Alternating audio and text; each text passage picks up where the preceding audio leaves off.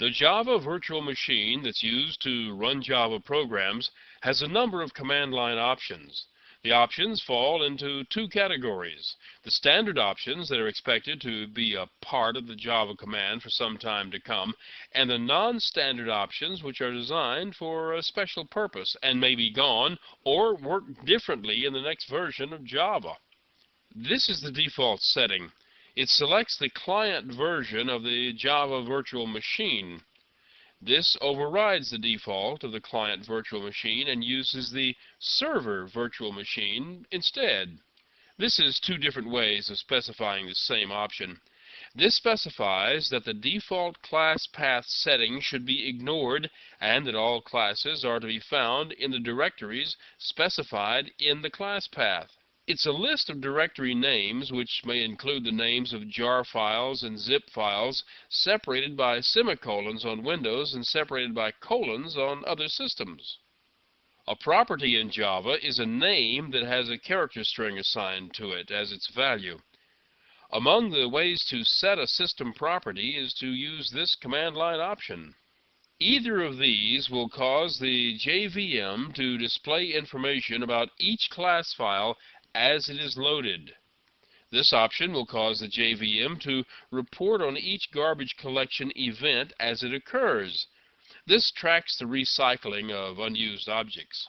This form of the verbose option causes the JVM to report on usage of natively executable methods. The acronym JNI stands for Java Native Interface and deals with the calls from Java to native executable code. This instructs the JVM to print the version number and not do anything else. This instructs the JVM to print the version number and then continue to load and execute the class files normally. These two print this list of options. This enables assertions for the named package or class. If a package name specified is appended with 3 dots, it also enables assertions for all of its sub-packages. Assertions are disabled by default. This disables all assertions of the named package or class. All assertions are disabled by default, but if an option was specified enabling the assertions for, say, an entire package, then this option could be used to disable them for specific classes or sub-packages.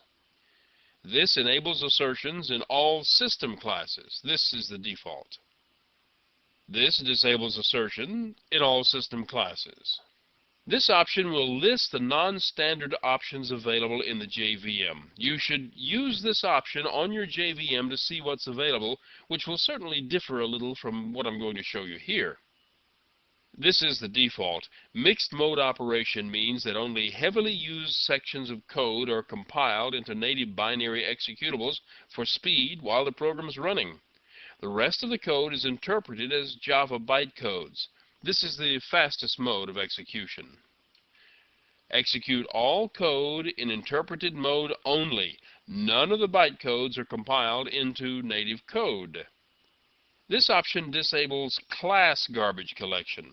Classes are loaded from the disk and used to generate objects. When there are no more objects of the class, the memory used to hold the class definition is normally recycled.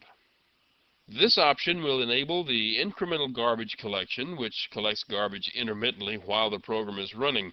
Normally, the garbage collection is off and not employed until memory is needed by the program. This logs the process of garbage collection to the named file. This will disable background compilation. This option sets the initial size of the Java heap, and this option sets the maximum size of the Java heap, and this option sets the stack size for Java threads. This will output profiling data on the CPU. This starts the JVM running with debugging enabled. And this option enforces strict checking of the formats of the class files. Without this option, some of the looser formats from earlier versions of Java are allowed to execute without comment.